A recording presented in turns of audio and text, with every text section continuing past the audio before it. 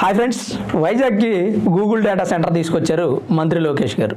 చంద్రబాబు నాయుడు గారు సపోర్ట్ కూడా ఉంది, మోదీ గారి సపోర్ట్ కూడా ఉంది. అట్లా ఆంధ్రప్రదేశ్కి గూగుల్ డేటా సెంటర్ వచ్చింది. ఈ విషయం గురించి ఆంధ్ర రాష్ట్ర ప్రజలంతా చాలా సంతోషంగా ఉన్నారు. ఇలాంటి ఒక కంపెనీ అసలు ఆంధ్రప్రదేశ్కి వస్తుందని ఎవరు అనుకోవాలి. ఎందుకంటే అసలు ఆంధ్రాకి రాజధాని లేదు, ఇప్పుడిప్పుడే రాజధాని కడతా ఉన్నారు. మరి ఇలాంటి ఆంధ్రాలో గూగుల్ లాంటి ఒక పెద్ద సంస్థ, వరల్డ్స్ లార్జెస్ట్ కంపెనీ అయినటువంటి గూగుల్ ఎక్కడ పెట్టుబడి పెట్టాలంటే ఎన్నిసార్లు ఆలోచించాలి? ఒక్కసారి మనం కూడా ఆలోచించుకోవాల్సిన అవసరం ఎంతైనా ఉంది. ఇలాంటి ఒక కంపెనీ మన దగ్గర పెట్టుబడి పెట్టిందంటే ఎవరిని చూసి పెట్టింది? మన దగ్గర ఏమన్నా అదిరిపోయి ఐటీ నిపుణులు ఉన్నారని పెట్టిందా? లేదంటే మనది ఆల్రెడీ బెంగళూరు, సింగపూర్ లాంటి పెద్ద సిటీ అని పెట్టిందా? హైదరాబాద్ లాంటి సిటీ అని పెట్టిందా? ఇక్కడ మనం తెలుసుకోవాల్సింది ఏంటంటే మన రాష్ట్రంలో ఉన్నటువంటి రాజకీయ వ్యవస్థ కానీ, కేంద్రం నుంచి మనకు ఉన్నటువంటి సపోర్ట్ కానీ, వీటన్నిటిని బేస్ చేసుకొని అందులోనూ మన గవర్నమెంట్ వారికి భూమి ఇస్తానంటుంది, పెట్టుకోవడానికి అవకాశం ఇస్తా అంటుంది. మనకెంత బెనిఫిట్ ఉందో వాళ్ళకంతే బెనిఫిట్ ఉంది. దానివల్ల మనకు ఉద్యోగాలు వస్తాయి అనేది మన ఆలోచన, మన గవర్నమెంట్ ఆలోచన. వాళ్ళు కంపెనీని విస్తరించవచ్చు అనేది వాళ్ళ ఆలోచన. ఇక్కడ నుంచి 12 దేశాలకి గూగుల్ సేవలు అందించబోతుంది. 1,00,000 మంది దాకా ఉద్యోగాలు రాబోతున్నాయి. 87,000 కోట్ల రూపాయలు పెట్టుబడితో అనుకొని దిగినటువంటి గూగుల్ కంపెనీ ఇక్కడికి వచ్చిన తర్వాత మాటామంతి జరిపి ఆ తర్వాత 1,36,000 కోట్ల రూపాయలు పెట్టుబడి పెట్టడానికి కూడా సిద్ధపడ్డారు. ఈ కంపెనీ వచ్చిన దాని మీద అందరూ హ్యాపీగా ఉన్నారు, ఒక్కళ్ళు తప్ప. ఎవరంటే ఆ ఒక్కళ్ళు వైఎస్ఆర్సీపీ పార్టీ వాళ్ళు.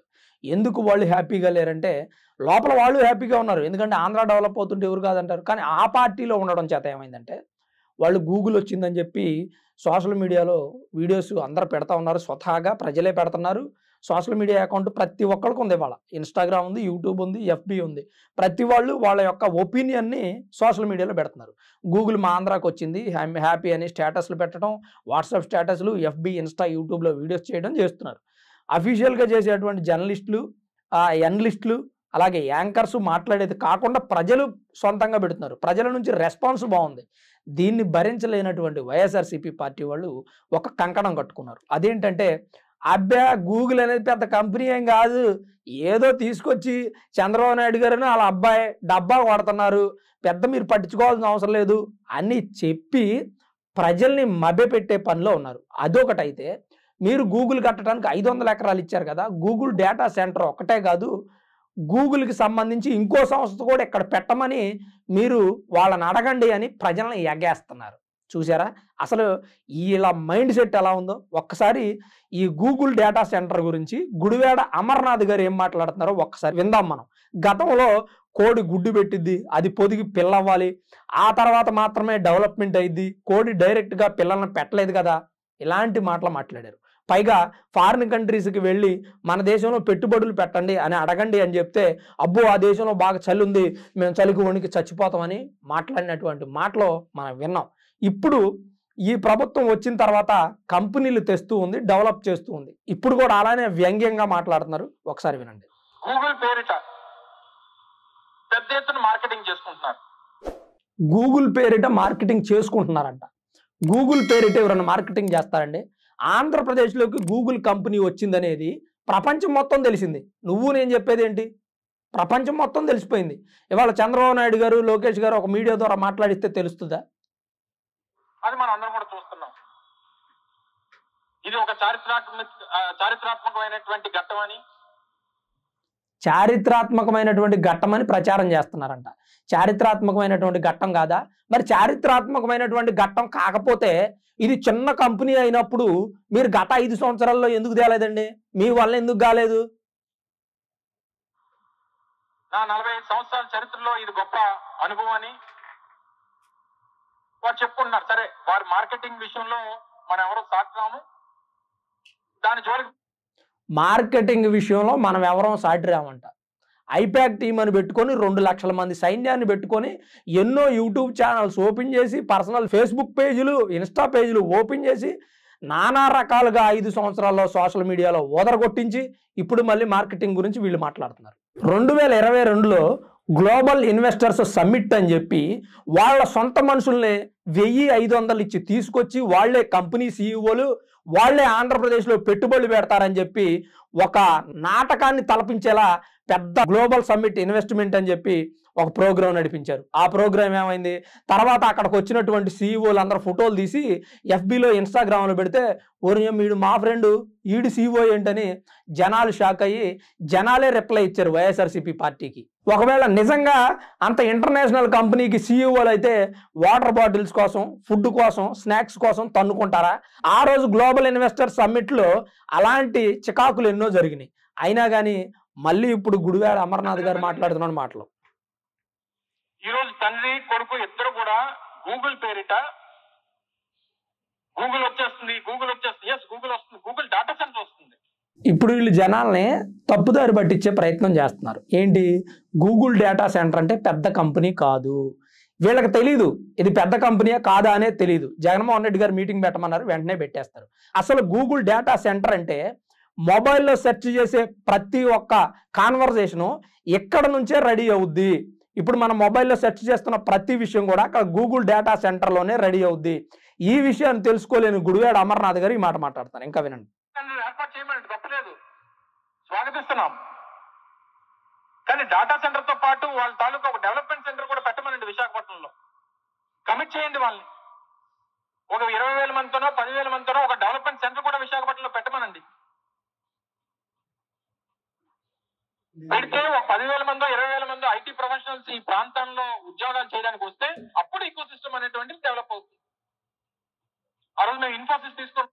ఇప్పుడు ఉద్యోగాలు రావట్లేదు, ఒక 20,000 మందికో 30,000 మందికో ఉద్యోగాలు ఇచ్చేలాగా గూగుల్ డేటా సెంటర్ కాకుండా గూగుల్ డెవలప్మెంట్ చేయండి అక్కడ అని చెప్పి గుడివాడ అమర్నాథ్ గారు మాట్లాడుతున్నారు. అసలు అక్కడ గూగుల్ డేటా సెంటర్ వల్ల ఎంతమందికి ఉద్యోగాలు వస్తే ఒకసారి చూద్దాం మనం.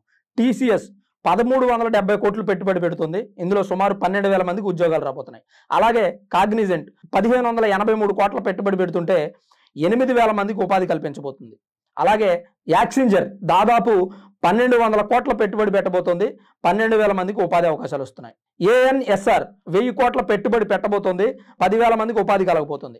సత్య డెవలపర్స్ 1,500 కోట్ల పెట్టుబడి పెట్టబోతోంది, 2,500 మందికి ఉపాధి. ఫినం పీపుల్ 207 కోట్ల పెట్టుబడి పెట్టబోతుంది, 2,500 మందికి ఉపాధి.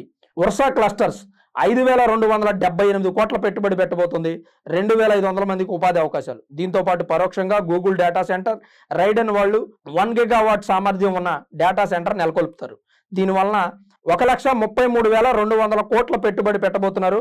అలాగే అదానీ డేటా సెంటర్ వాళ్ళు 300 మెగావాట్ల సామర్థ్యంతో డేటా సెంటర్ 20,000 కోట్ల పెట్టుబడి పెట్టబోతున్నారు. అలాగే సిపి 300 మెగావాట్ల సామర్థ్యంతో డేటా సెంటర్ పెట్టబోతుంది. దీనిలో 16,500 కోట్ల పెట్టుబడి. అలాగే TCS 1 గిగావాట్ సామర్థ్యం 60,000 కోట్ల పెట్టుబడి. ఐటీ హబ్ గాను ఏఐ హబ్ గాను ప్రపంచ డేటా స్టోరేజ్ సెంటర్ విశాఖపట్నంగా మారబోతుంది. అయితే ఇలాంటి అద్భుతమైనటువంటి అవకాశాలన్నీ విశాఖపట్నం అందిపుచ్చుకుంటుంది. ఇక్కడ విశాఖపట్నం మీద బురద చల్లటం, అలాగే ఆంధ్రప్రదేశ్ మీద బురద చల్లటం వైఎస్ఆర్సీపీ వాళ్ళకి వెన్నతో పెట్టిన విద్య. అందుకని ఆంధ్రప్రదేశ్ డెవలప్ అయితే వాళ్ళు భరించలేరు, విశాఖపట్నం డెవలప్ అయినా భరించలేరు, అది కూడా ఆంధ్రప్రదేశ్లోదే కాబట్టి. కాకపోతే పక్కన తమిళనాడులోనో కర్ణాటకలోనో అస్సాంలోనో బెంగాల్లోనో ఏదైనా డెవలప్ అయితే అబ్బా అస్సాంలో బాగా డెవలప్ అయితే మన కాడ అవ్వట్లేదని చెప్తారు. అదే మన కాడ వస్తుంది అనుకో రావట్లేదని చెప్తారు. ఇలాంటి పరిస్థితి నెలకొన్న నేపథ్యంలో ప్రజలు అసలు వైఎస్ఆర్సీపీ పార్టీని గెలిపించకపోవడానికి కారణం ఏంటంటే ఉన్నటువంటి 30% యూత్ వైఎస్ఆర్సీపీ పార్టీకి ఓటేయలేదు. అసలు ఎందుకు ఓటేయాలండి? 5 సంవత్సరాలు ఉద్యోగాలు ఇస్తా ఉన్నారు, మెగా డిఎస్సీ ఇస్తా ఉన్నారు, అనేక రకాల పెట్టుబడులు తీసుకొస్తా ఉన్నారు, కంపెనీలు తీసుకొస్తా ఉన్నారు, ఎన్నో రకాల ఉద్యోగాలు ఇస్తా ఉన్నారు. ఎక్కడ ఇచ్చారండి? ఒక్క ఉద్యోగం ఇచ్చారా? ఏమనంటే వాలంటీర్ ఉద్యోగాలు ఇచ్చారు, ఫిష్ మార్ట్లు ఓపెన్ చేశారు, మటన్ కొట్టుకోమన్నారండి. డిగ్రీ చదివిన వాళ్ళని MBAలు MCOMలు చేసిన వాళ్ళనే తీసుకొచ్చి వాలంటీర్ ఉద్యోగాల్లో పెట్టి ఇంటింటికి తిప్పి నెలకు 5,000 ఇచ్చారు. అదేంటంటే రేషన్ బళ్ళల్లో తిరగంటే రేషన్ కాటా వేసి ప్రజలకు ఇవ్వండి, అంతకంటే ప్రజాసేవ ఏముందని చెప్పారు. మళ్ళీ ఇక్కడ వాలంటీర్లు మైండ్ని కూడా మార్చేసి మేము ప్రజాసేవ చేస్తున్నామని పాపం వాళ్ళు కూడా చెప్పారు. తర్వాత 5 సంవత్సరాలు ఓడిపోయిన తర్వాత 5 సంవత్సరాల కాలాన్ని వృధా చేసుకున్నామని ఎంతో మంది వాలంటీర్లు బాధపడినటువంటి సందర్భాలు అనేకం మనం చూసాం. వాలంటీర్ల జీవితాన్ని నాశనం చేశారు, ఉద్యోగాలు ఇవ్వకుండా జనాలను మోసం చేశారు, కంపెనీలు తెస్తానని చెప్పి వచ్చిన కంపెనీలు తరిమేసి కంపెనీ వాళ్ళని ఇబ్బంది పెట్టారు. ఇన్ని మాటలు మాట్లాడినటువంటి ఈ వైఎస్ఆర్సీపీ పార్టీ వాళ్ళు ఇవాళ ఆంధ్రప్రదేశ్ డెవలప్ అవుతుంటే మాత్రం భరించలేకపోతున్నారు. ఈరోజు నాకు కడుపు మండుతుంది. ఎందుకు మండుతుందంటే ఇన్ని రోజులు వైఎస్ఆర్సీపీ పార్టీ వాళ్ళు మాట్లాడేటువంటి మాటల మీద రెస్పాండ్ అవ్వను. నేను ఈ రోజు ఎందుకు రెస్పాండ్ అవుతున్నానంటే డెవలప్మెంట్ని అడ్డుకునే ప్రయత్నం చేస్తూ ఉన్నారు. ఏ పార్టీ అయినా ఉన్నాయి, టీడీపీ, జనసేన, వైఎస్ఆర్సీపీ పార్టీ, ఎవరు చేసినా మనం డెవలప్మెంట్ని అడ్డుకోకూడదు. అసలు మీరు చేయొచ్చు కదా, 5 సంవత్సరాల్లో మీరేం చేశారు? నిద్రపోయారా? చలి పుడుతుంది బయట ఫారిన్ కంట్రీస్కి వెళ్తే అన్నారు, గుడ్లు పెడితే పొదగాలి అన్నారు. ఈ మాటలు చెప్పి 5 సంవత్సరాల కాలాన్ని సరదాగా గడిపేశారు. ప్రపంచ యాత్రలు తిరిగిన జనాలు మిమ్మల్ని అడిగేవాళ్ళు కాదు. అది కాకుండా ఇక్కడ గెలిచి మా జీవితాలు నాశనం చేసి కంపెనీలు లేకుండా ఆగం చేసి ఆంధ్రప్రదేశ్ పేరు చెప్తే బీహార్ లాగా అయిపోయింది గత 5 సంవత్సరాల్లో. ఇది ఇంకా కాదని వైఎస్ఆర్సీపీ పార్టీని నమ్ముకున్నటువంటి కరుడు కట్టిన కార్యకర్తలు జనాన్ని మభ్యపెట్టే ప్రయత్నం చేస్తూ ఉన్నారు. ఇది ఎంత తప్పు. డెవలప్మెంట్ ఆగిపోతే మన భవిష్యత్తు ఏంటి, మన తర్వాతి తరాల భవిష్యత్తు ఏంటి? ఆ విషయాన్ని గుర్తుపెట్టుకోలేని మూర్ఖులు మాత్రమే వైఎస్ఆర్సీపీ పార్టీ చేస్తున్నటువంటి కార్యకలాపాలను సపోర్ట్ చేస్తారు. అసలు గతంలో ఏ కంపెనీ తెచ్చారండి వైఎస్ఆర్సీపీ పార్టీ వాళ్ళు? ఒక్క కంపెనీ తెచ్చాం మేము చూపించండి. ఏమనంటే మేము అది చేసాం, ఇది చేసాం, సంక్షేమ పథకాలు ఇచ్చాం. సంక్షేమ పథకాలు నువ్వు ఇచ్చేదేంటి? రాజ్యాంగం ప్రకారమే జనాలను ఆదుకోవాలి, పేదరికాన్ని తగ్గించాలంటే సంక్షేమాలు ఇవ్వాలని రాసింది. సంక్షేమ పథకాలు ఇవ్వడానికి మీ జేబులో డబ్బులు తీసుకొచ్చి ఇచ్చారా? ప్రజాధనమే కదా అది, మీరు చేసిన అప్పు కాదా? ఆ అప్పు తీర్చాలంటే ఇప్పుడు ప్రజాధనంతో తీర్చరా? మీరు ప్రజలు కట్టే ట్యాక్సులతో కదా మీరు ప్రజలకు తిరిగి డబ్బులు ఇచ్చింది. ఈ విషయాన్ని మర్చిపోతున్న ప్రతి ఒక్కళ్ళు గుర్తుపెట్టుకోవాల్సిన అవసరం ఉంది. వైఎస్ఆర్సీపీ పార్టీయే కాదు, భవిష్యత్తులో ఇలాంటి సిద్ధాంతాలు కలిగిన పార్టీ ఏ పార్టీ వచ్చినా దాన్ని తరిమి కొట్టాల్సిన అవసరం ఎంతైనా ఉంది. ఒకవేళ టీడీపీ, జనసేన పార్టీ వాళ్ళు సరిగ్గా పనిచేయకపోతే వేరే పార్టీని ఎన్నుకుందాం, తప్పే ఉంది. వాళ్లే చేయాలని ఉంది. వాళ్ళకి చేతకాలేదు అనుకుని డెవలప్మెంట్ వేరే పార్టీని ఎన్నుకుంటారు ప్రజలు. అంతేగాని ప్రజల్ని మభ్యపెట్టి మాయ చేసి డెవలప్మెంట్ జరుగుతున్నా కానీ జరగట్లేదని అబద్ధాలు చెప్పే అబద్ధాల పుండాకోరులు మాత్రం నమ్మొద్దని చెప్పి నేను మీకు తెలియజేస్తా ఉన్నాను ఈ మీడియా ముఖంగా. మరి ఈ వీడియో మీద మీ అభిప్రాయం ఏంటి? అలాగే మన గుడివాడ అమర్నాథ్ గారు మాట్లాడినటువంటి మాటల మీద మీ అభిప్రాయం ఏంటి అనేది కామెంట్ రూపంలో తప్పకుండా తెలియజేయండి. Thanks for watching this video. This is Ram signing off sunburn studios.